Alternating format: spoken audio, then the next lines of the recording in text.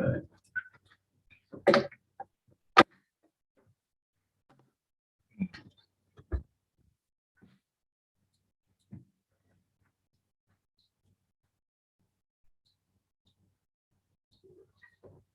Yeah, Meg used to be here all the time, so that's a loss.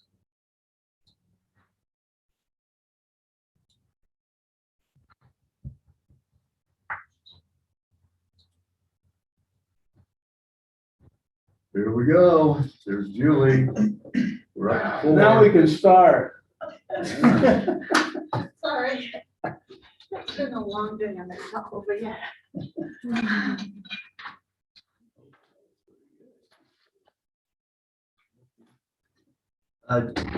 Joyce, could you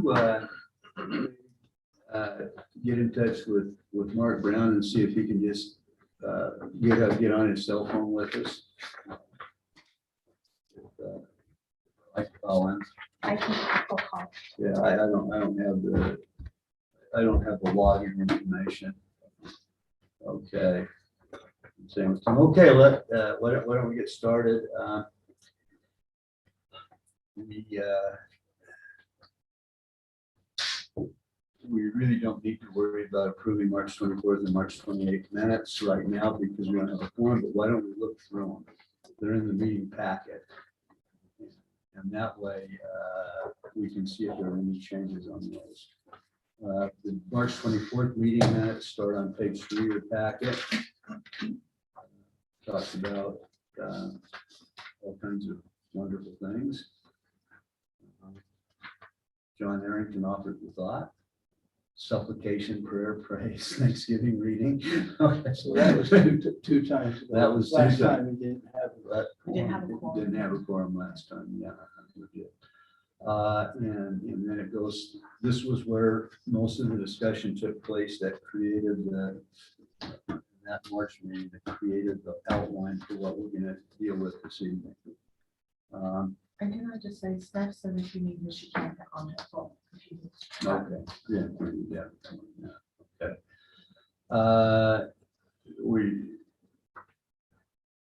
Are there any suggested changes to those minutes so that when we get to them, we can just zip through them on March 24th?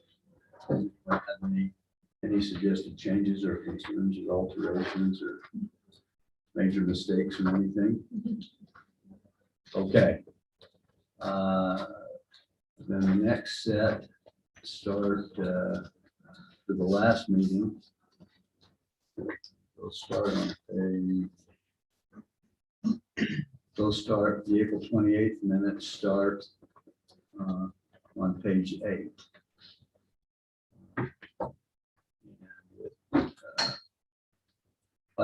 I went through these online and didn't see anything that I thought needed to be changed or altered.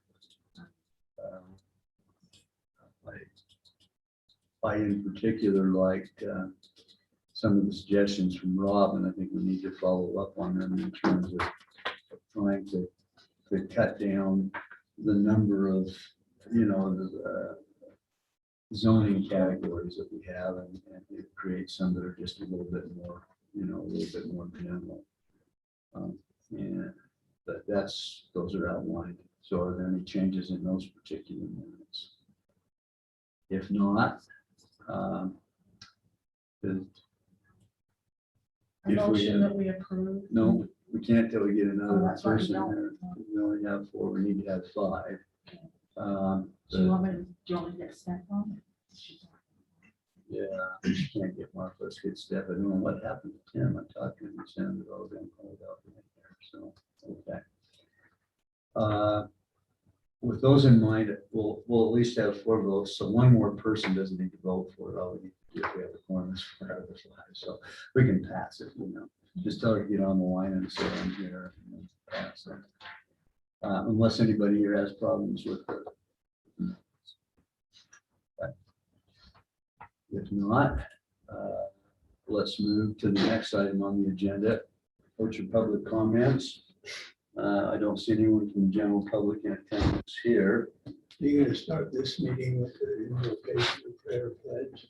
Yeah, we, We that have should to have a forum to do that. no, we don't have to have a quorum to do that. We don't have to have a quorum to do that, actually. And we did not pre-assign that. Thank you, John. Have any volunteers for a prayer or thought and to lead us in the pledge? Volunteers who want to do that. Say a prayer. You can say a prayer. Prepare anything, but. Okay, very, very good. And why don't we just lead us in the pledge?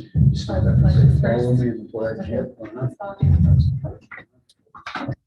I pledge allegiance to the flag of the United States of America and to the republic for which it stands, one nation under God, indivisible, with liberty and justice for all. I'm grateful that we can gather together as citizens of this city and be able to discuss the matters of the general plan and this committee. We pray that thou will inspire us and direct us, and that we will be led to do good things for the city and influence others to do so as well. And so it's in Jesus Christ's name. Amen. Thank you very much. Okay, we're to public comments now, and I guess Joyce needs to check the machine to see if anybody's on there. Or Not John. check it for us. See if there's anyone who is in line excited to make comments. Okay.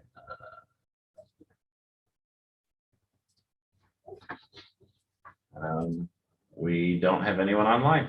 Great. The bad news is that means none of our committee members are online either. Then we don't have a quorum. That's a mixed package. Okay. We have several things that we need to look at, and just in summary, on item number 2, let me summarize where we're at. Number 1, we had a commitment to the city council that we would come in with some guidelines so that they could move forward with some applications that have been pressing for a while. And that is hopefully what we'll address tonight. March meeting outlined the general categories where we wanted low and high and so on and so forth. Steph Casey has created a little map here that actually assigns specific zoning codes to those general areas. We really need to act on this evening. I think we've talked about it a lot, but we need to get it to the city council so that as they look at applications, they can take a look at those things. Other things that we have to do, we have to get a low income housing update done. We need to create, we need to go through and frankly get the master plan as it currently stands tailored down, and into a workable format. And those are really the only major responsibilities we have as a committee. The master plan, honing that down, paring that down won't be too much. The low income housing update, Scott's going to talk with us about here in a second, and the additions to this in terms of overlay zones and PUDs and so on and so forth is probably going to take quite a bit of time in the next couple of meetings for us to focus on. So that's the overview of what we have. John, I don't think we have any other tasks really, and so once we get those 3 finished, we can pretty much retire. Right. So the expectation the council has for that map is that they get kind of a draft version because they have a pending zoning request they tabled. Right. The moderate income housing that Scott is going to be helping with, and I'll be helping Scott since I helped with the previous 2, but we're trying to pass the torch. Okay.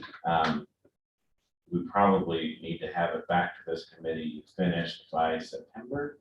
Okay. So that it can go to the planning commission on October and the council in November, so it can get to the state by December 1st. Okay. So I think my personal opinion is that we're having such trouble meeting this because we've drugged this thing out forever. Right. I started on this committee 16 months ago, and we are no further now than we were then. We keep, well, let's look at this, and so we look at that. Now let's look at this. My thinking, having worked in government for 22 years. I think this committee, instead of us investigating what all of these things are, is what the city staff ought to be doing, and we need to trust them to be professional enough and open enough to give us what the options are, you know, regardless of what their thought process may be. I mean, they're the ones that work in this day by day, and they know what the parameters are. And we've spent 16 months trying to figure out what the parameters are, and we haven't made one decision yet. So I like, you know, we need a timeline, whether it's final or what really needs to be done. We need to make some decisions so that the planning commission and the council got something to consider. Right. So if I hear what you're saying, basically, because the moderate income housing, we did the initial document and the report, Right. and both of those were staff driven. Right. Yeah. And so if I'm hearing you, then what you're saying is that you would like for the rewrite of the amendment, whatever the paring down of the general plan, sounds like you'd like the staff to take the lead and get the feedback, because I know Julie's gone through it quite a bit and others, and Yeah, I help mean, consolidate. I look at the other committee, like the Public Safety Building Committee, that's driven by the police department. And they go to the committee and say, this is what we would like done. What are your feelings on it? And here, I mean, everybody's got different feelings. And so, like I said, we don't have anything where we said, let's do this. Well, and I've felt several times, I like to be involved as a citizen, but I don't have experience with zoning and all these different things. So I'm like doing all this research on my own, trying to reinvent the wheel almost, where, you know, I don't think this should be left up to someone with no experience like me. All right, and I think, John, probably this is as close to a first step as we've gotten in terms of, we decided general areas and parameters, and now we're assigning specific zones. Yeah, that's fine. I mean, To those, yeah. in the first meeting I came to, we were in 4 different groups, and everybody had their own thoughts on there. And when you looked at all 4 of those, they weren't really that far off. They weren't. And we haven't even addressed, okay, this one we already all agree on, you know, can we just do that or what? And again, like, you know, individuals have been doing research about what R110 means and what CP means, when, again, to me, the people that already know what that is can give it a presentation, and then, I think. so I agree, you know, this is a good place to be. And it would have been nice to have been there 6 months Well, John, ago. I think the pandemic also made it difficult because when you're in a room together, you can point, you know, whereas in a Zoom meeting, it's really hard to be able to get your feelings across because someone else is talking and you're like, okay, I'll wait till they're done. And then before you can open your mouth, the next person has come in. I And agree so- that had an effect, but And I again, think we've at been this doing point, research that I think somebody already knows. oh, I agree with that. But I think this map really is a good one to present to the city council, and then the staff can take and go from there with it. Okay, Anyway, so with the low income housing app update is back on the agenda. John, you're 100% correct. You know, and I felt like we've been spinning our wheels a lot also. And perhaps having staff drive it will help us get on the track, get on the road. I guess our question is, will you come to us, you know, Scott, with an outline of the kinds of things we need to put in consideration? My understanding is that it's going to be a fairly minor reassessment, that most of the work's done on, the things outlined, we're pretty much in place with what we need to be. The general plan as a whole, or for modern income housing? Modern income Okay, housing, so, yeah, we for can- that report that's due at the end of the year. Yeah, we can talk about that. So I've had a chance to review the 2019 housing update, the 2020 report, as well as the supplemental modern income housing findings report. Okay. I don't know if you probably saw this from Wasatch Front Regional Council from Senate Bill 34 back in 2019, when you created the report. We've been through that. Required to do 3 or more of the following strategies. Right now, there are 5 selected in here, but as we read through the report from last year, there's a few things that we're going to be eliminating. So utilizing strategies that preserve subsidized low moderate income housing units is eliminated or recommended to be eliminated because there are no subsidized units in the city. And also it's probably worth noting that Now, Scott, let me stop you right there and just ask. There are none now. Does eliminating that as a strategy mean we won't look for that as an option, No. et cetera? no, you'll still look for it, but this one would be, this is the preservation Okay. policy. So Okay. it would be. It wouldn't fit under there. then. Yeah, ways to retain ownership, by the city or transferring those to other nonprofits if you have existing Section 8 or otherwise income limited units. Right. There's often, in a market like today, oftentimes people want to pull those out and have them run at full market rate because they can get more money for them. But because we don't have any of that right now, there's nothing to There's pull out. nothing. Okay. I, That was a great strategy. We're doing well with You guys that. are doing great. The other one is House Bill 82 this year has effectively made internal accessory dwelling units mandatory to be allowed in all cities. And so that there are still provisions there for external, like think of above a garage or external accessory dwelling unit, tiny home on the property or some other type of unit. So it's probably worth keeping the create or allow for and reduce regulations related to accessory dwelling units in residential zones. Okay, and that would But- relate to like mother-in-law Mhm, apartments yeah. and, the little pool house Right. out by the pool, for those who have a pool in the house by it. But Okay. to some degree, those are now an obligation for us to provide it. So it's less of a strategy and more of a, how are we going to meet state code and then also potentially encourage those.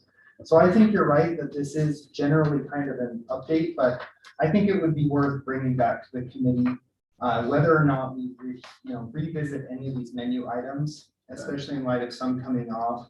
And one that I had flagged to look at is participating in a community land trust program for low or moderate income housing. And Brandon and I had a conversation and Brandon indicated that he was real interested in looking at land trusts. And if you're not familiar with that, what that is, it's essentially a nonprofit organization owns the land and then leases it back to the property owner for $1 a year or on like a 99-year lease. Right. And so what you end up renting or owning is the cost of just the structure on the house. Right. So by pulling the land cost out, you can turn a $500,000 house into a $350,000 house overnight. And all of a sudden it may become affordable. But there's some How legal.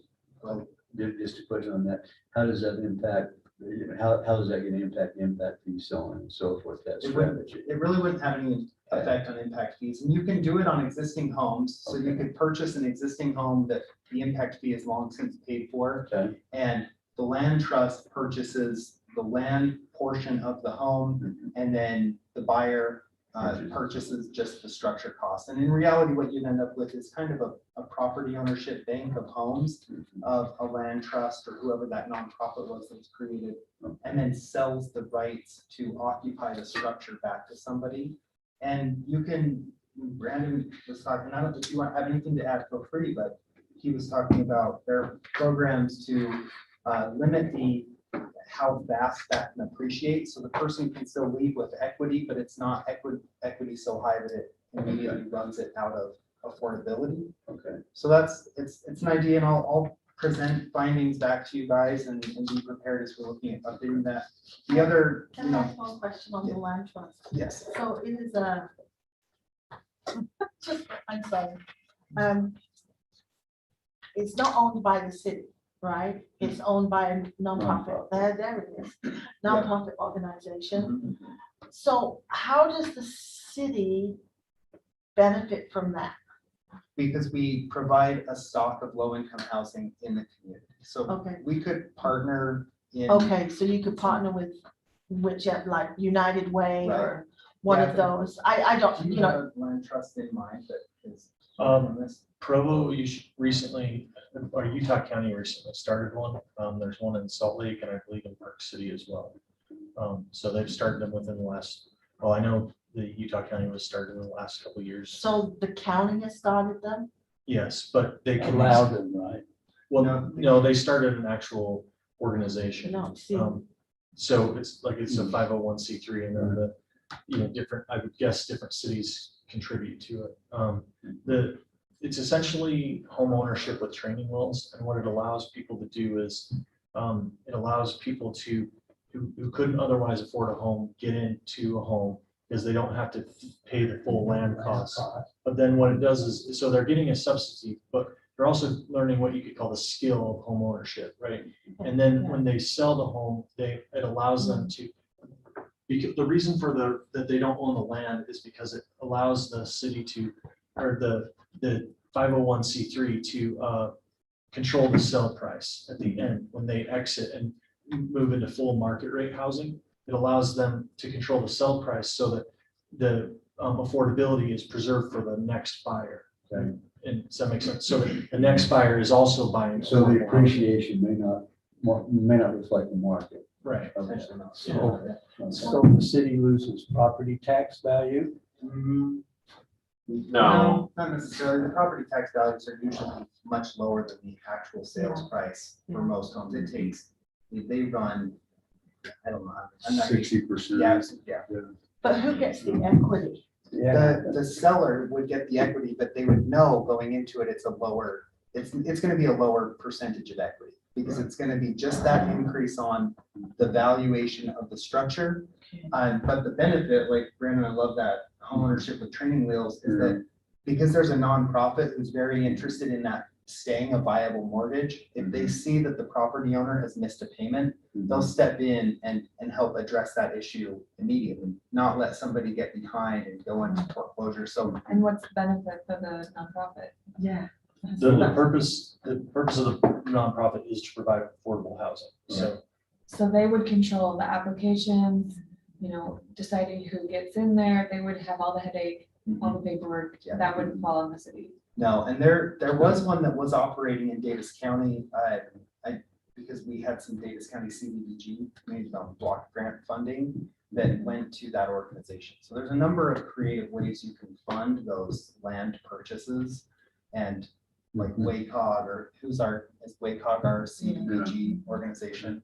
The Weaver County Council of Governments runs that community development block grant. So, and for the plan itself, you could just put, we could put in there, considering these strategies, participating in the community land trust, and then have a bullet point of the city will look at who we can partner with. It's something that it preserves affordable housing, and it also, to me, it meets with the values of this community, which is a large percentage of single family homes existing and planned for the future. So This is Mute, like Mayor. property owner that's property. Still develop. the first, Like right now, a developer comes in and offers a person so much money for his land, depending on how many units he can put in it. right. I think you would be finding, my guess is you'd be buying mostly existing homes that would take some maybe renovation and get up to a sellable point. So this doesn't have to be a whole block, and it's an It would be individual better- it home. would be They would better buy if it's- individual lots, They okay. would intersperse it throughout the city. It's not, So it's not a It's not a development block. area. And who would be responsible for the upgrades? The the person, upgrades. Well, So the person who owns the house maintains the house. okay. And that, so I- there's I not a just- huge obligation Still on an the nonprofit. ownership thing. Yeah. Yeah, they still, it's like, so Kurt's Drive-In is a good example. Uh-huh. They don't own the ground underneath them. They have a 99-year lease, but, the family who, I forgot their name, anyways. They kept the building in shape because they needed to keep the business going. Yeah. And then eventually at the end of the 99 years, in theory, it reverts back to the new, or to the original landowner, or in this case, the trust would continue to have the ownership. If that makes sense. And So how does the trust come up with their initial funding? That becomes. yeah, that's where it can be funded by, Every- yeah. that's the Taxpayers, problem. donations, private investments, endowments, community So it's up to development them block to get grant. their capital. Yeah. Yeah. I mean, by Yeah. asking for yeah. Yeah. I mean, it is a true It's a donation nonprofit. type thing. Now, Nonprofit. did we just cut off one of the sources of funding for that sort of thing with what you suggest we eliminate from? No, because the eliminated one Subsidized. is pre-existing subsidized. So if we had any of these units in the city, Okay, we would retain that bullet point. okay. The other thing, just in reading this, I know that I've done this as a planner the last 14, 15 years, is you make assumptions based on the information that led up to that assumption. Mhm. And an example is in the plan, it says, this table is based on the current monthly rent and mortgage costs. The assumption is that if these units are rented or sold on today's market, the monthly costs will remain the same. And we saw a 20% appreciation last year in the market generally. Mhm. And I just don't think we can make this assumption. I think that needs to be stricken out of the plan and it say more along the lines of the city will assess market rate rents on a yearly basis and adjust the number of units needed annually. But we're already in this, we're assumed to be something like 330 units over 5 years of affordable housing, and a good chunk of those are at 30% or less. And the 30% or less. of area median income, Okay. sorry, so which is extremely affordable, essentially, that would be, So where is that? Yeah, really. it's in, yeah, yeah, exactly. And Yeah. where is that in the city is an excellent question. Yeah. And also how we get there. And I think that if the city's serious about that, 30% of area median income is a $591 unit per month. And even 80% of it, Where? there, I don't know if there is, That's that not would be a basement bedroom. It's not even a Yeah. basement. You know, so Yeah. I Yeah, really- with a key to the outhouse. I think, you know, personally, I think that the state had the right thought in place with these menu items and where we were at even in 2018-19, but today, this is gonna take more specific and strategic intervention if we wanna have truly affordable housing in really any of our communities. 'Cause, Well, the state has basically priced themselves out of it with what they've been doing. I mean, if you're a first-time home buyer, I have a son who 6.5 months ago was looking at homes at like $275,000, $300,000. Yeah. You're lucky if you get anything less than $450,000. Yeah, oh, yeah. And even those are being bid up $100,000. Exactly. And so unless something is done to control that, a city like North Ogden is really hard to meet those because you've got well-established individuals who move here. Not a lot of youngsters move here, you know, they'll maybe move to Harrisville or, you know, but we don't have a lot of very young families, your first-time home buyers, because they can't afford it. And And so that's what's This hard would be about an this. interesting approach though, because, you Yeah, know, I that mean, really would be, yeah. So I have a question. Yeah. If we go this route and try to get donations or the nonprofit would try to get the donations and the grants, would that compete with anything else that the city already has going? It would be, those nonprofits are eligible for a number of the same types of funds. My mind always thinks about the government funds. There's social security or social services block grant, community development block grant. There's home funding, which is another, and these are all come from the county down and the city's an eligible applicant to them. And we would sponsor in the same way that if there was a homeless shelter in Weber County and they came to North Ogden and said, this percentage of the population in our shelter is from North Ogden, will you be a sponsor to this application?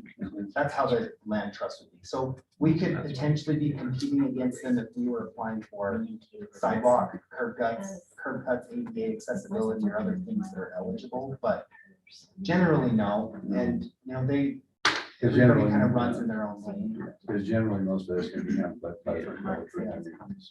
So, and one reason why I went to a training on these in 2019 or 18. One of the reasons why I thought that it has value for North Ogden City is because it's about the concept of a hand up instead of a handout, right? Number one, Right. it helps people move from not being able to be in a home to being homeless and support.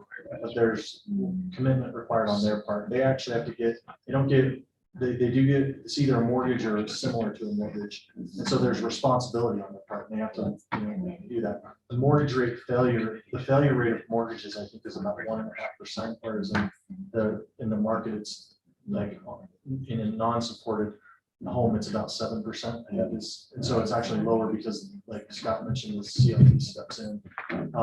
But then the other thing is that, again, it preserves, instead of just providing people a voucher or payment, it preserves it, as long as the CLT continues to operate. Once someone moves out, then another person can move in and get the same benefit with that being preserved because the sell price is set according to the formula beforehand. So it's perpetual and keeps going. And that property always stays that land trust. As long as the land trust owns the ground underneath, they can continue to set the sales price of the home. Okay, next question, if we include that in our plan, we're gonna have to, as a city, take some steps toward trying to remember. Or you can pull it out. So we're not totally disingenuous. Right. Yeah, we would have to explore it and give probably a year's worth of just checking with partners and what we do and. Okay, with the committee's permission, Scott, what we'd like you to do, if you can come back with some pros and cons for the different strategies that are on the table, including the one we're talking about eliminating, and basically let us look that over our next meeting, and then we'll act on it, I think. Okay. And be ready to move forward.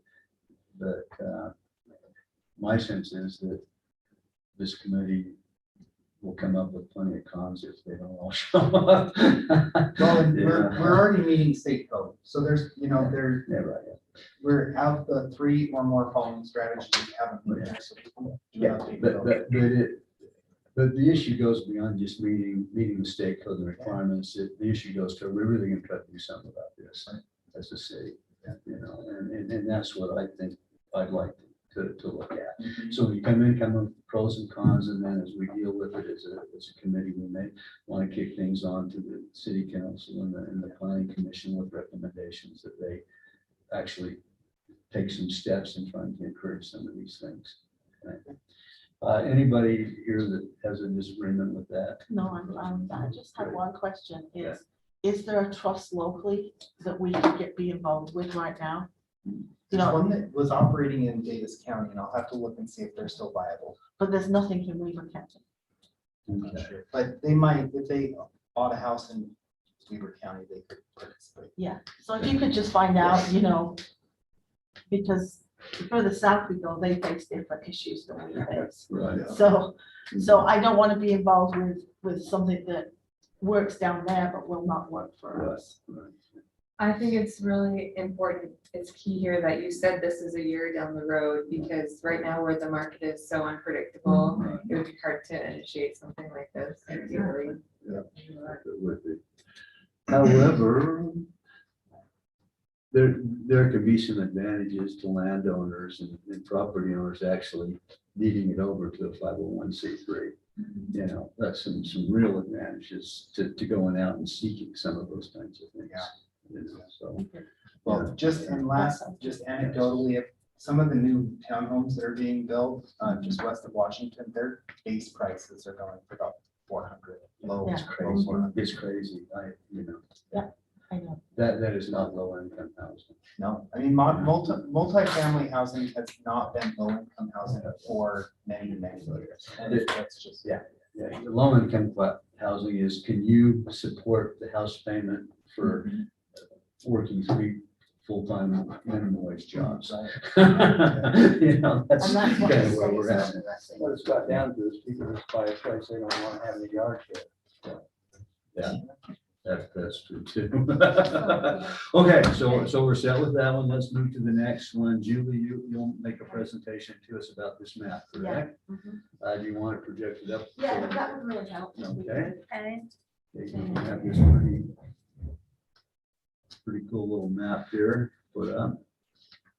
I think by and large, the colors that, the colors that are overlaid here were what we agreed to as a committee. All that's happened here is we really assigned specific zoning or zoning specifics to those colors. Well, And- it's fine. Now, can I ask a question? Yes. I missed the last 1 or 2 meetings. So I noticed on here, I live in this little purple section at the bottom. And I can tell you that it's not medium to high density right now. So when we did the plan a while back, I don't remember us deciding to change that. So what's the difference from R2? R2 and R18, There's actually nothing, basically what or we the did low was, density number 3. Yeah. what we did was, we looked at all of the zoning numbers that we had. And basically what we decided is we would assign what areas would be like R18 and higher, and then R18 and lower. So if you see something that says R1, R2 and higher, that doesn't necessarily mean, we knew there was a school going in there, and there's a possibility that, you know, it might get a little more dense in some of the, you know, smaller, in the areas that's left. And so we just felt like that was a place where we could put that, but it didn't necessarily mean that that is what would be, it gives them a range. And I think if I remember rightly, it was because of the school that was going Right, in that there was the discussion. and stuff like that. So we just kind of felt like, So I don't want to just like give pushback, No, because please I was do. the one that missed, but there's a school like every mile. I could tell you about like 9 schools in this map alone, or 10. So every neighborhood has an elementary school. Why would this one elementary school be the medium or high density? I think it's because nothing was done down there. There was nothing designated to it at all. And they had the R1A, and so when we talked about it, it was kind of one of those things that we thought, well, we could put in the R2 and higher. And then if we need to make changes, we can make changes. This was just purely to present to the city, and they at that point can then say, and I think too, it was because also, if I'm not mistaken, we had Village of Providence Point close by, and I think it just seemed to flow into that area. We didn't specifically, you know, we just felt like it was kind of this, it's kind of like this little section of the city that we felt like we really didn't know what to put it in. You know, Hey, because Julie. you can't put it in. Oh, yes. This isn't God speaking But- or anything. I saw you look at the ceiling. We all looked up. And I'm sorry I can't be there. I'm a little under the weather, but refresh my memory on the density of R2. How many units per acre? I can't remember. No, I'm looking up the lot area. There you now. go. So it's, I can't remember. I just wish that I was there at that meeting, because I would have stood up for that little spot. And you still can. The I mean, outcast spot here. I think this was kind of one of those spots, that's why we did R1, R2 and up, is because we really didn't know how to classify it, I guess, because, you know, there is R18, Well, but there is, yeah. it does have R18, but it's also close. So To what the you're saying is NDCs. we needed a medium to high density, and that was the only place that you didn't know. No, Yeah, no. no, I don't know. You needed And a so by purple default, somewhere. yeah, so by So you just default, you did- got it. I No, think that's, no. I think it's just one of those areas that we just were like, I think if I remember. my recollection. so there, Yeah. the zones are essentially the same, but the R2 allows for interior two-family, interior meaning not on a corner lot, interior two-family dwellings or other main buildings on a 12,000 square foot lot. Yeah, But so they're like- both generally 8,000 square foot minimum, single-family lots, which is about 5 to I an think- acre. Right, Yeah, and And so that would be like a twin. But if you think about what the state just did for ADU regulations, they've effectively said every zone, every single family zone in your entire city at this point can be effectively a duplex. If you own a Rambler with a mirrorable basement, you can build legally right now a duplex. It's not And so- side by side, Yeah. but they're pretty similar, but it allows for that, if you want to do a few larger lots and have them be twin homes with like 2 front garage doors and they're attached shared wall construction, that would be what R2 would permit that R1 doesn't. So, I think that's kind of why we went with that, because you've got the Village of Providence point there. Uh-huh. And I think we're thinking kind of the undeveloped, which is just right about it. Can I just ask one more question while you have that pulled up? So is there a limit or range that the lot sizes have to be in R2? Still 8,000, which is the same as R18 for single family. And if they want to go to a twin home, it's 12,000, which effectively ends up being 6,000 square foot for each ownership of like a split down the middle shared vault construction unit. And there's not a max? Because you There's said a or higher. maximum, yeah, it can be Anything. higher. Yeah, yeah. There's no, Okay, the minimum is 8,000. yeah, 8,000 minimum. On a corner lot, it's 9,000, and then And twin that's- homes is 12,000 square feet. A fifth of an acre? Yeah, so Or it's so, like, 40 there's like folks. about 45 homes on the acre, depending on. Or up to 8. Say you had an acre of, 12, it's not quite 8, it's more like 7 Yeah. total dwelling units on an acre at 12,000 square foot lots.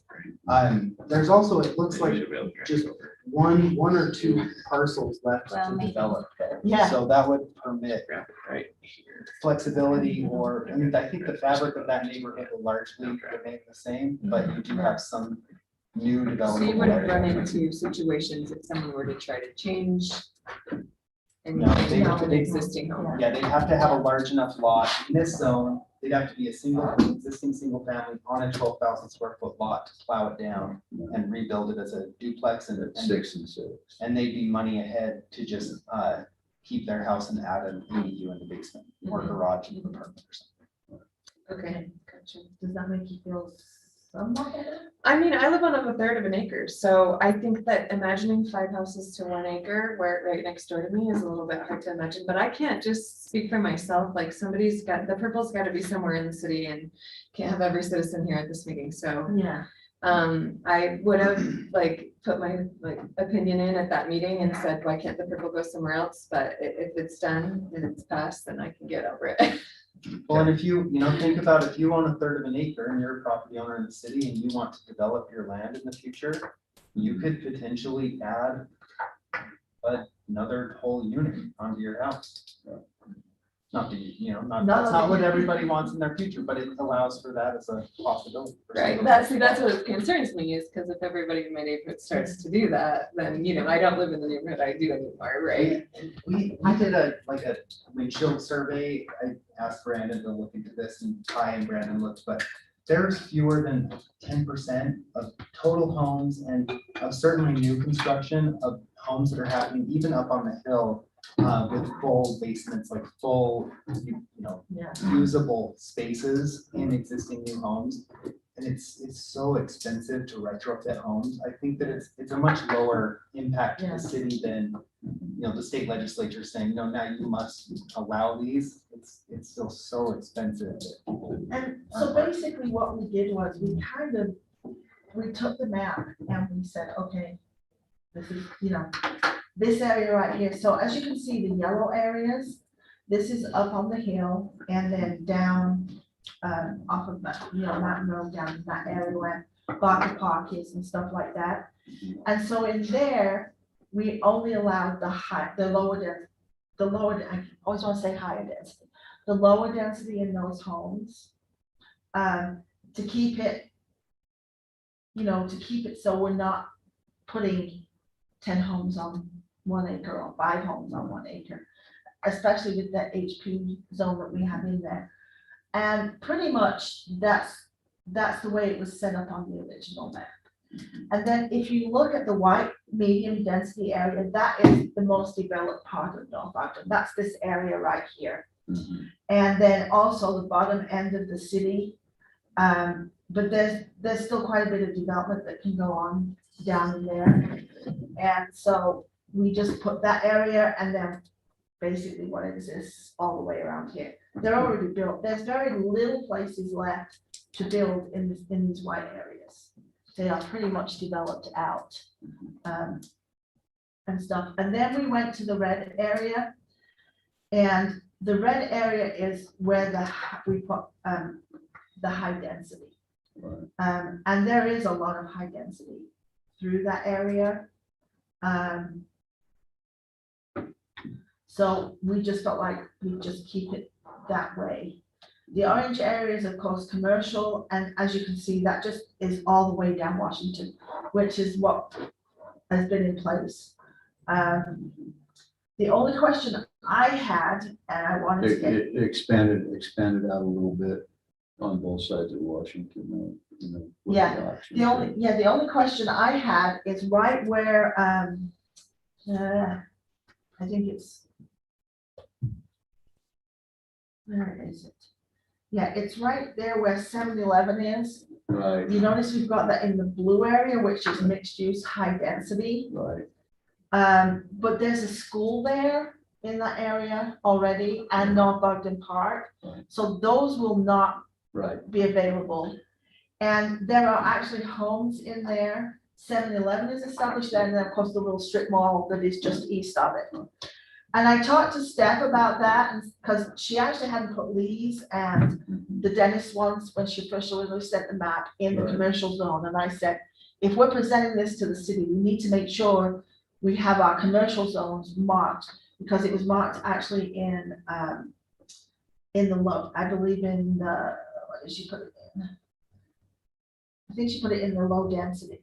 yeah, And so I says, we need to make sure that that is put into our commercial area. right. And at this point, it's not orange commercial, but, Yeah, yeah, but it's zoned so that it can easily become. commercial actually it by- is, it's where Lee's is, Okay. that little section. All right right, there. yeah. On But the I'm talking other, about the yeah, other side. of the other street. side of the road, it Right. is not, she put it into mixed use, high Right. density, Right. but there are homes. Well, there's apartment complex in there too, a couple of them actually. Yeah, and that's what she said to me, so I said, So I okay, mean, they're already high density. yeah, so I said, okay, I'm not gonna worry Yeah. about that, but I just wanted to bring that up with you guys to make sure that when we send this in Mhm. to the city, and they, let's say they adopt it and say, okay, this is zoned, whatever. And we're gonna invest it, and that's the way it's gonna be. Then this area becomes, if we say, well, someone comes in and says, well, I'm gonna build a village of prominence point right now, which is, I'm exaggerating. But that was kind of our thinking, was my thinking behind it, is we need to make sure that we have it so that the city isn't all of a sudden goes, oh, wait, And then the green area up above is the conservation area that we have talked about. And cluster zoning is something we will be talking about in the future. Right. So, and then the pink area down below, John had told us we need to have that option with low density with a transferable option. Mhm. And so we had talked about that area down there as being kind of an area where there's still some development available. And so we went ahead and just put that back down there. So that's kind of how we broke the areas up. With the transferability option. So you're saying that this would be a receiving zone for density, is that potentially? Let's see, Like it's an area where. Yes. The pink area. yes, sorry, yes. That's an area where 'Cause there's- density could increase, yeah. There's a lot of RE20 down there that isn't developed and stuff like that, so. So what would the increased density be? I mean, it's RE20 now, do we have like a RE25, RE30? And what's because it's gotta be a +1, it can't just be developed at the. Right, but there's a couple of things that fit into this. One is the transferability, so if folks want to preserve open space in another place, then they can build it up right Right. here. And we want to maintain that option. Yeah, for sure. We wanna I think that's a maintain great that option. So- I think maybe tying back to what John said earlier. Yeah. Maybe staff comes back with, Yeah. this is the type of density bonus. Yeah, you want because, to do. we had no way of knowing what density to put on it, so that's why, if you look on it, it says low density with transferable options to higher density. Right, Meaning, maybe the city says, we're just gonna leave it all as R18, so if we're transferring, that's whatever, the city staff knows that better than we did, and But- so, yeah, but also those open spaces down there can also be open to some of the other things we've talked about here in terms of plan developments and so on. Where we increase the density, but part of that configuration is they have to leave open space and so on and so forth. So- that's something that the staff can look at and, and stuff. But that's kind of how we did it, we feel like John, do you feel like we've made some Yeah. like Some progress. progress? It's like, okay, now we know where the zonings are. Yeah, you know. yeah, I mean, that's what we've been bouncing Yeah. around for 16 months. Yeah. That's right. And To so, get to this But point. only 4 months because of COVID. yeah. But this, you're right. but this now allows, allows us to give the city staff kind of the view that we see. Right, yeah. And then they can take this and say, okay, wait, let's look at this and, does this work? And they can come back with whatever Yeah, they and- recommend. And that's, Yeah. that's where I think. And I think we're that's the what- next step. I think This is that's what- what- This is what we suggest. Yeah. But before we go to the planning commission with this, we want to make sure that it will Yeah. work.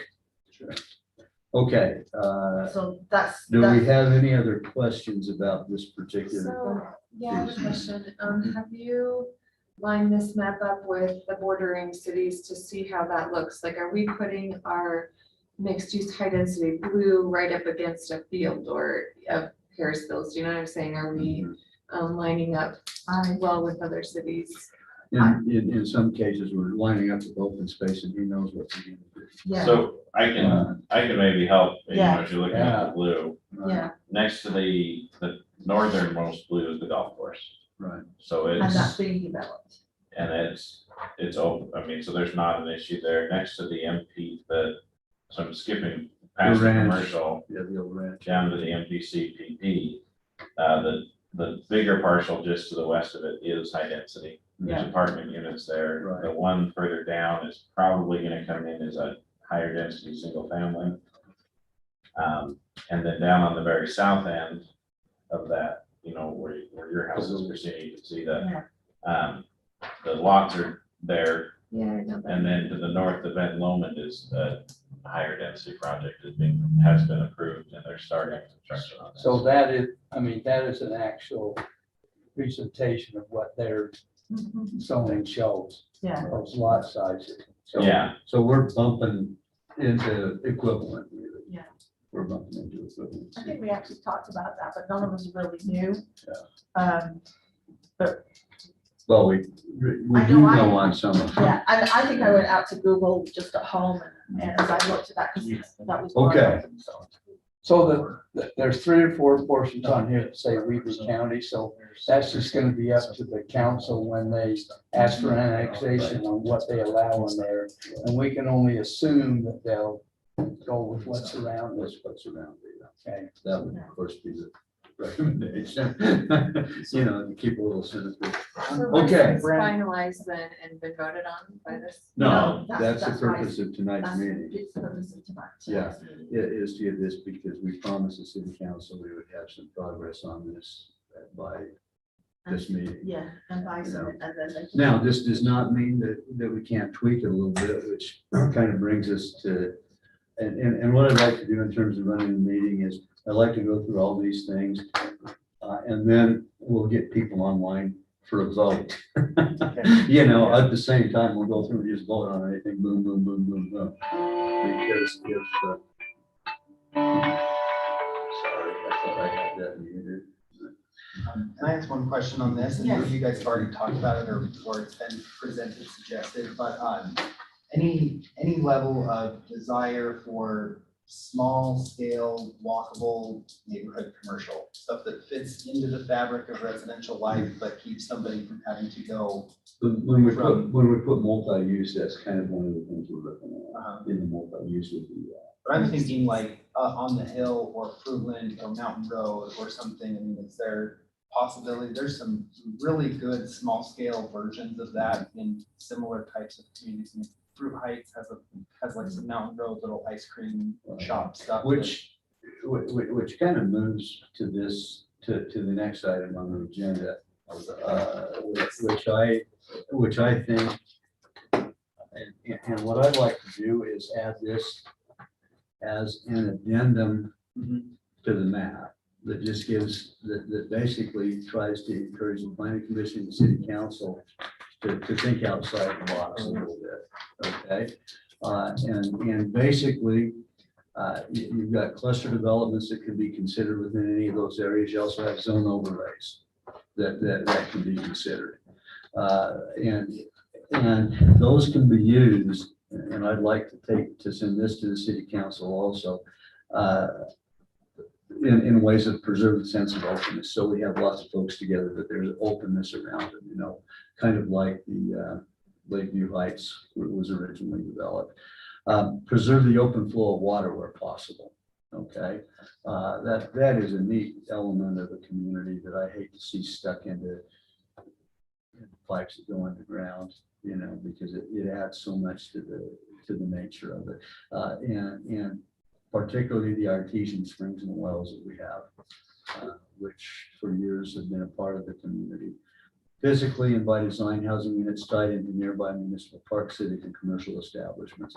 So if somebody says, let's say in the North Ogden area where we're talking about, we're going to knock out all those little crummy apartments and so on and so forth, and the little houses that are up there now, the old Gunnarsson house and the house south of the Ellis house and so on. We're going to put a good sized development in there.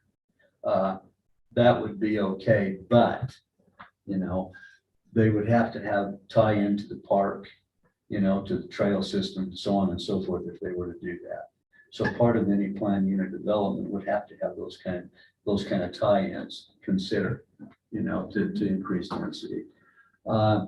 Containing allowing density of residents up to 22 units per acre in areas around the proposed central city and Southtown commercial areas, provided they meet some of this other criteria. Containing housing units developed in a configuration to create a better sense of community, such as the courtyard configuration, which you can go 2 or 3 levels above ground, but if you put it in a courtyard configuration, you create a sense of mini community right there in that particular area. And boy, if there's anything we need to do these days, it's create more of a sense of mutual caring and community, where people actually interact with each other and care about each other and watch each other's backs. And that courtyard configuration does that inherently by its nature. Providing space. And these are things that say, okay, if you want to go up in density, these are the things you have to do. These are the things you have to do. But we'll consider an increase in density if you address these issues. Allowing open space, that's readily accessible for both the residents within that area as well as the North Ogden community, general community. Plan blocking access to trails, specific design standards to avoid the ticky-tacky look of so many developments. I put a Pete Seeger song in there. You can listen to that if you want to. So House Bill 98 from the state legislature this year just disallowed cities' ability to enact design standards on single-family residential zones. Well, So we can't. well, we actually can't. We cannot legally do this. Right. But if it's a planned unit development, we can. If it has a development. If it's a planned unit development, we can, which is why I'm hoping the city council and planning commission will think outside of the box that we've been in for so many years, which is we're going to take an acre of land and cut it up into so many pieces and put so many houses on it. Whoa. Let's everybody take a step back, look at it from a broader perspective and say, what can we do with this area that's going to create a greater sense of community, maintain some of the openness and accoutrements of the city that exists there currently, and forget about sticking up little ticky-tacky boxes all over the place. And the way you avoid that is from this to the planned, through the planned unit developments.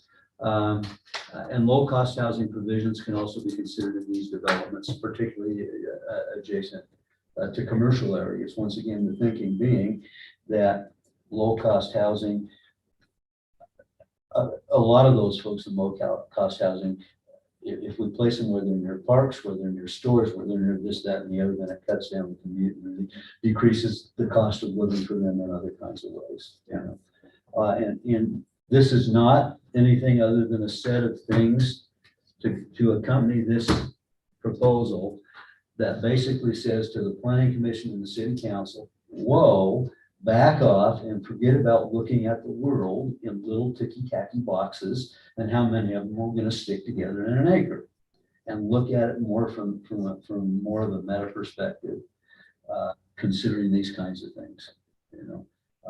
It's nothing other than a set of suggestions, but I would really like to include this in whatever we send up to the city council. And I don't mind doing it as these are suggestions. I mean, it's back to again, us Yeah. telling them what their job is and how to do it. These are some things, These are ideas. as they talk about, as they talk about implementing this, Yeah. consider These taking things, some of these Yeah, thoughts. Consider some of these thoughts, and we cannot sustain growth with the approach that we've had for growth for a century now. We just cannot sustain growth because the population is getting too big and the resources are getting too small. You know, we have to think outside of that old divide up an acre in so many pieces and try to get as many houses on it as you can mentality, you know, and hopefully this will just help them consider some other options. Okay. Are they already aware of the PURD? We had a training on it 2 weeks ago. This is relatively new Yeah, stuff. this is brand new this legislative session, but and Relatively new North stuff. Ogden doesn't have those same design standards, but many communities were dictating where the garage door is. Right, what color it was, how many squares it had on Yeah, it. the number of the square footage of rock, Yeah. stucco, brick Oh, on yeah. any home, that sort of thing. And they completely pulled that, so. So my question to that is, how are they gonna handle the HOAs?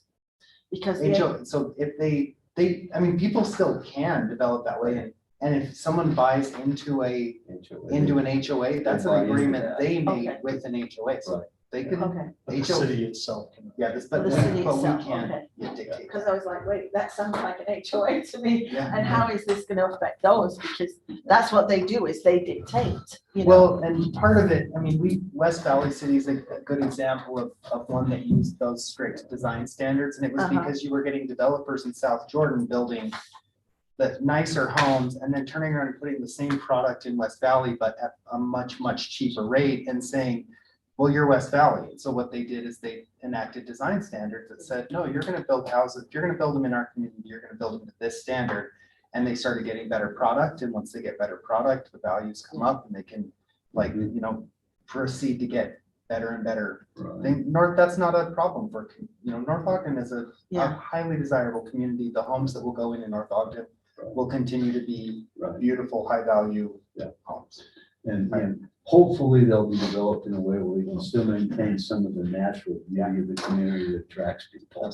Yeah, so just to clarify, so, Johnny Hanson is a big builder here, and when he comes in, we as a city have said, well, you have to use, what is that stuff called? Party board. Hardy board, oh my gosh, my brain is, hardy board, and you can't use stucco, so we can't dictate that to him anymore. What happens? Unless it's via development agreement.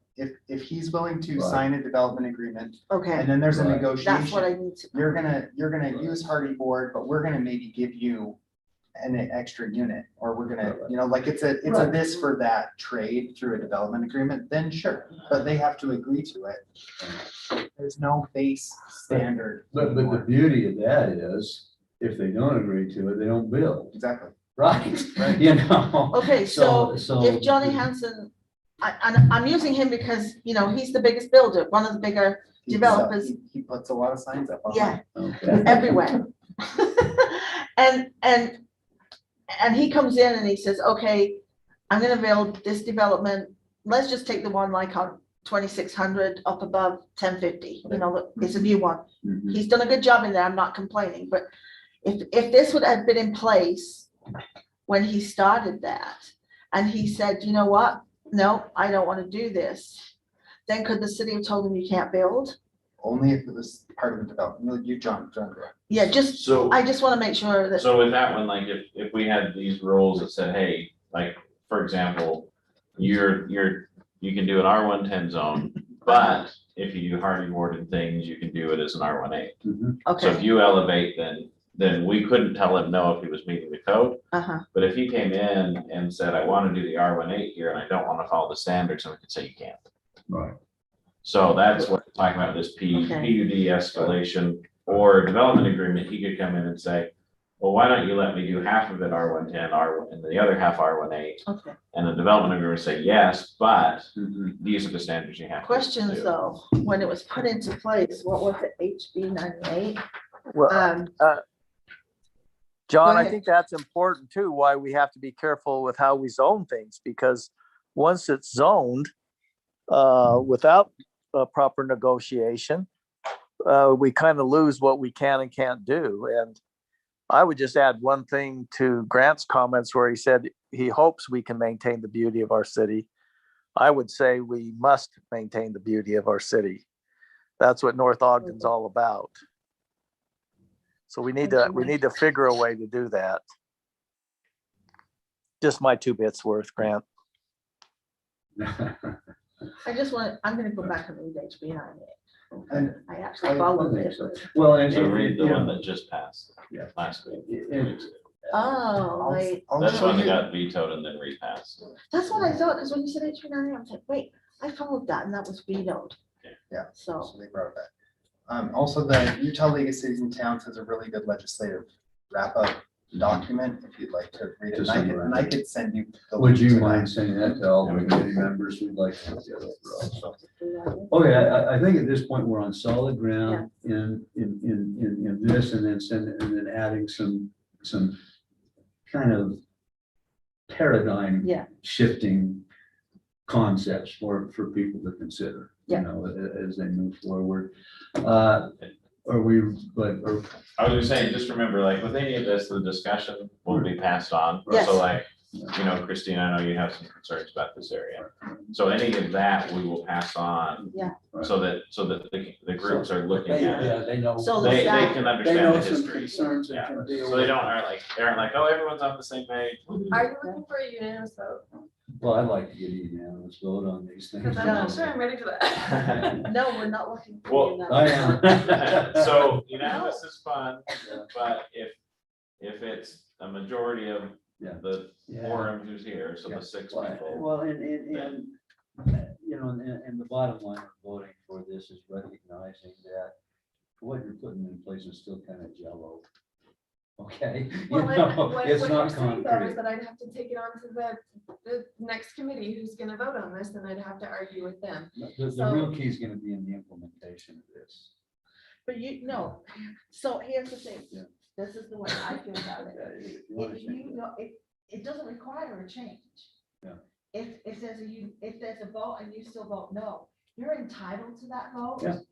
And but if the rest of the committee, of course, says yes, then, you Yeah. know, And it'll that's move fine. on. Yeah, But you at least know that you voted right. the right way, and you can tell people. And maybe "I'm not I voting can the way wait I till think one You last can parse thing. your vote to say I'm in support of all of it except this one particular aspect. Yeah, And Well, I'm okay with and that. I'm gonna be really, No, be honest. bold here. Yeah, be bold. I just feel like, I can't help but wonder if most of the people who are voting or who are making this map come from the yellow and white zones. And I gotta stick up for the little guy in my neighborhood as well, because I feel like we can't just, one of our main goals here is to do this cluster transferable option. Mhm. And if we just keep moving all of the high density and the affordable housing to the one area in our city, then all of a sudden, we're not this really nice, beautiful city as a whole anymore. We've got up on the hill and then everybody else. So I gotta stick up for that, and I gotta vote for where I live. No, I totally agree. Well, and just to put your mind at ease, my hope is that as we bring developers in and work with them, they'll look at doing some higher density stuff up in the hill, you know, provided they provide the other kinds of things that surround it. Well, there's no option for that where it's Yeah, yellow there right is. now. Yeah, there is. Yeah. With the additional tools that we have available to us now through PUDs and so on, there's all kinds of tools available to make that happen. Yeah, but there's nothing to say it has to happen. Nothing to say it has to happen, but I don't think we can say it has to happen other than, you know. I mean, the last couple of meetings, we've just rushed over it, but we talked about cluster housing, Right. which Yeah. is becoming very popular in Utah. And that is a way that you still, there's high density up there, Right, but you still have those open spaces. right. Because basically what you say is X amount is open space and then the rest you can build on. And so there are options open to us. And if you feel like we need to change this to a different zone color, don't be afraid to put it out there. Yeah, I mean, What would you like to see?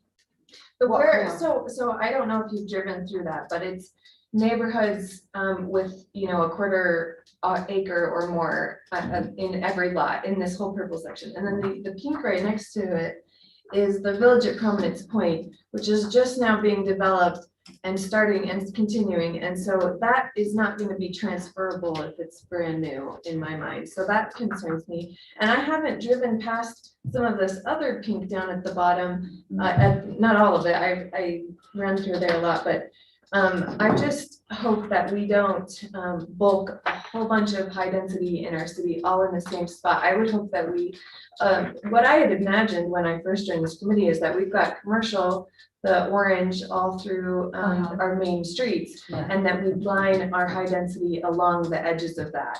And so it would kind of gradually move from commercial out to the lower density, bigger lots.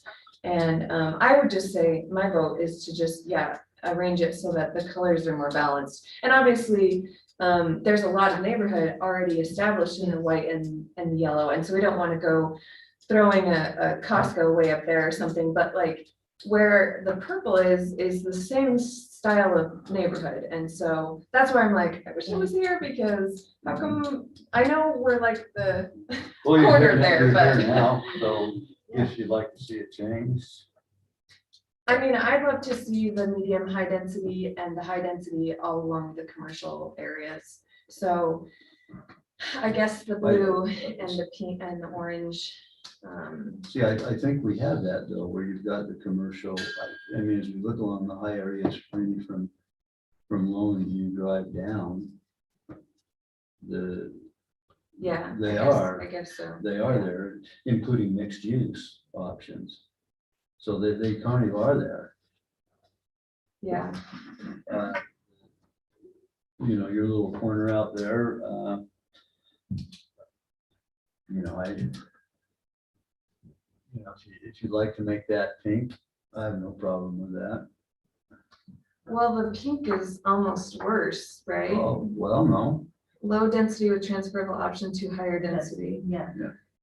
Well, purple is medium to high density, R2 and high. Right, and so we couldn't just switch it to white because we have to have a purple somewhere in the city, is that right? No, No. no. These are just the colors we used Right, yeah. to define. Well, we don't have a medium / high density anywhere else. That was, I don't have to say purple, but do Yeah, we need a medium / high density somewhere else or not?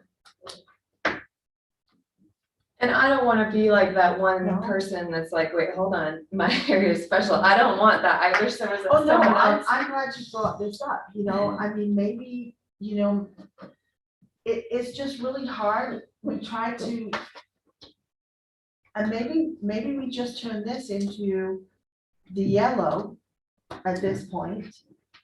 And with, not the yellow, the white. We just turn that into white. John, Scott, you're smarter than we are. That is what it is right now, and it's those three neighborhoods are three of the newest neighborhoods we have. I mean, granted, there's newer stuff, but they're Yeah. less than 10 years old. Right.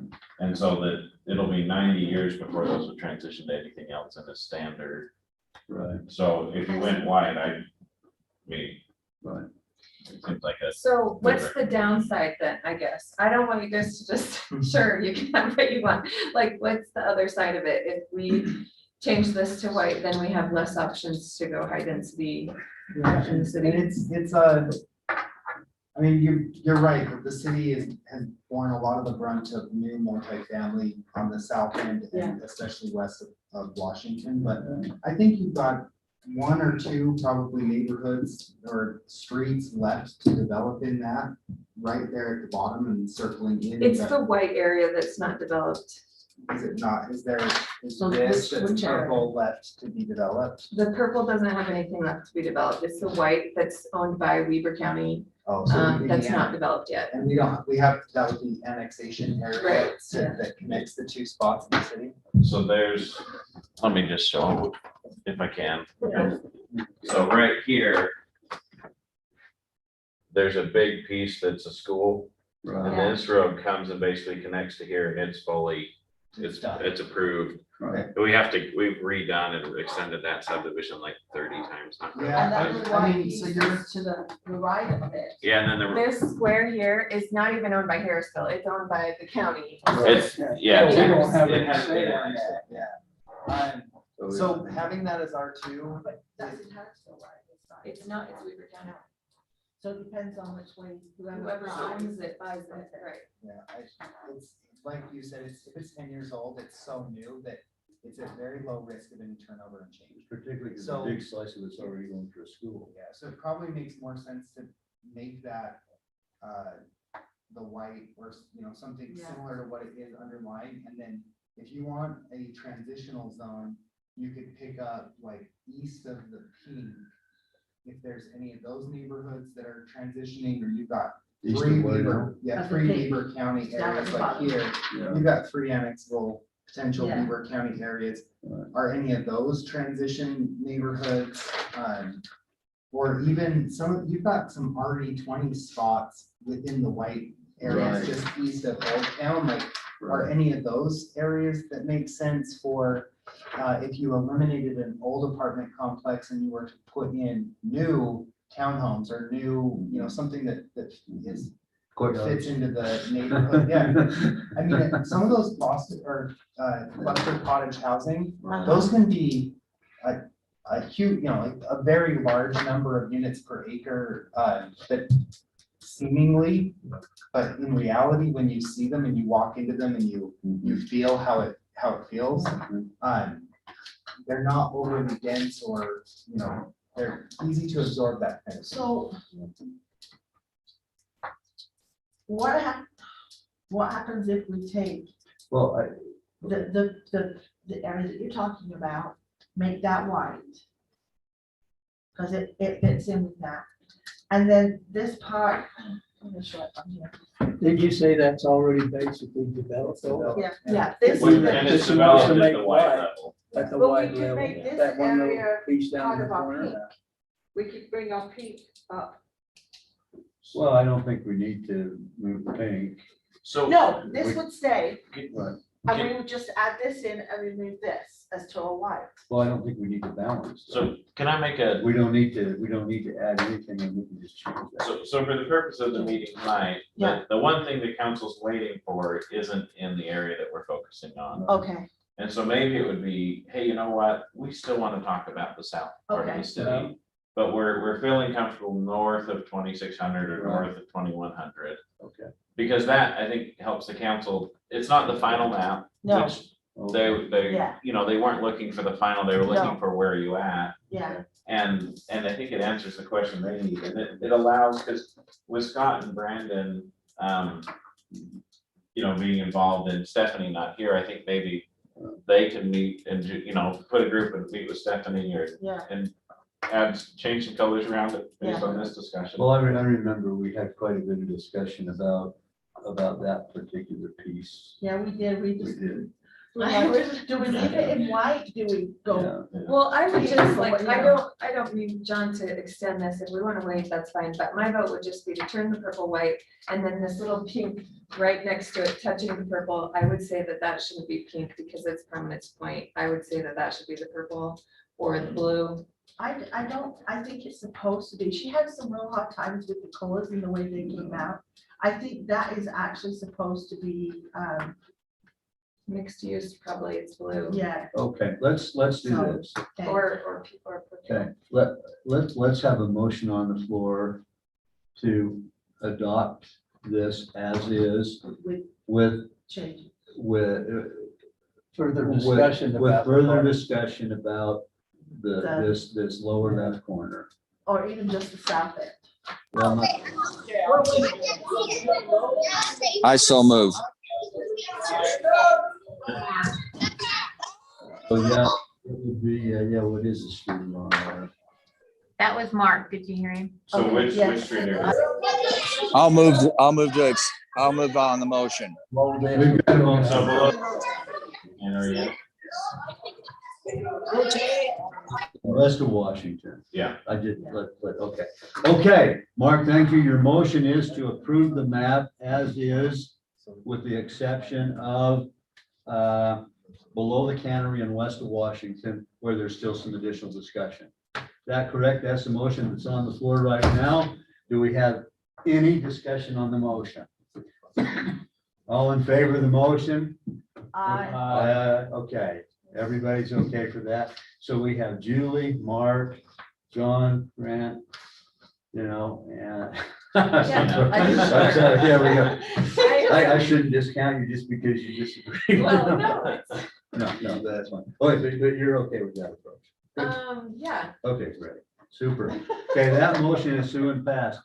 Next motion that we include as suggested from planning commission to consider the things that are on the list here, talking about PUDs and, you know,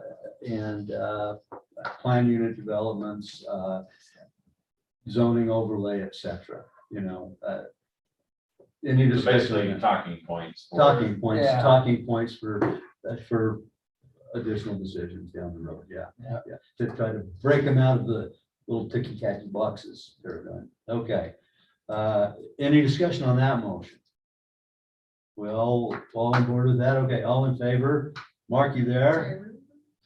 We're voting on this. Yes, I vote aye. Okay, thank you. Mark, on the motion. Okay, all in favor of the motion, say aye. Aye. Very good. Can go up? Yeah, these are just talking points, really. Okay, right, yeah, I'm don't. just Well, trying to keep Julie's up. been I around here. can't. She's been the only no. Time's up. Okay, two other motions while we have Mark here, and then we have a quorum. Motion to approve the minutes of the March meeting. So moved. Moved So moved. by- Thank you. Okay, that's.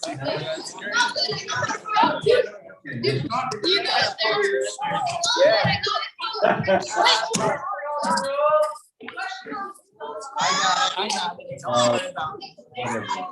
28th meeting, right, April 28th meeting. Was there a?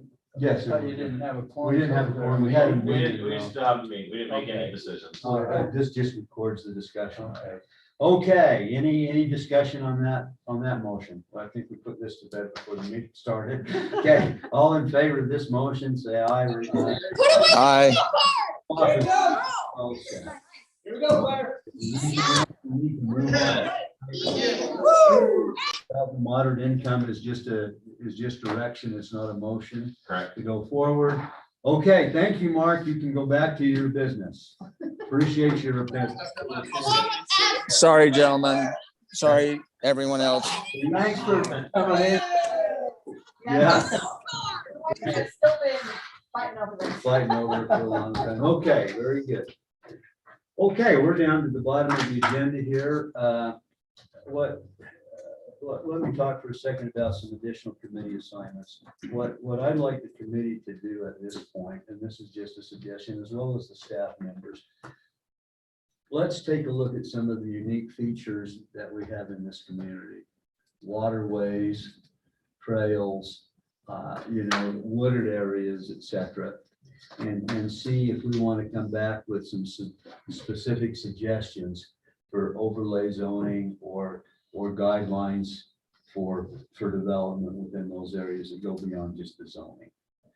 That doesn't mean you have to, but if any of us feel like there are some areas in the community that we want to preserve or we want to give special treatment to, I'd like us to have that ready for our discussion at our next meeting. And this is staff, committee members, everybody. I've got a couple of places that that I have in mind where we've got some really cool things. Somebody who's been working on waterways here and keeping those open, and I'd like to have us discuss those next time. And Just as, Julie's got his contact info. Yeah. oh, good, okay. Yeah, I He's just, my neighbor. yeah, you know it too, yeah. Yeah. So, one thing, I would suggest is maybe it would be good to explain what overlays are Okay, and clusters are. Just okay, so that, yeah, if someone from the staff can do a presentation on that for us as to, well, we've kind of talked about it 2 or 3 meetings, but I'm okay to have a summary with it. yeah, Well, a lot of people are not familiar enough with how they fully work, and I will stand up and say I'm one of those. Okay, I understand the concept, but so if someone could just do a quick right. presentation on both those, so if it's something we're gonna consider. And the stuff I handed out last time, there's some really good examples. One of them was, geez, where was it? It was in Michigan, where basically they put an overlay zone right down the waterways. See, It basically I guess I just need said to- anything you're gonna do here has to preserve clean water. Well, so I think it's a good idea, because if we do some, between Brandon and Scott, if they do a presentation on those items, Yeah, it can be refined, because those same presentations will be presented to the planning commission, council, and Yeah. ultimately the public. yeah. Okay, that's great. Hey, Super.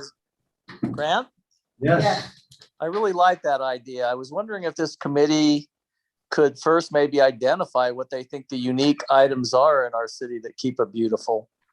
yeah, and that's Mayor, that's kind of my suggestion to the committee members and the staff members, and that would include you as well, to come in with some of those unique features that we can talk about how to preserve in the middle of a high density or whatever zoning area. The overlays and developments.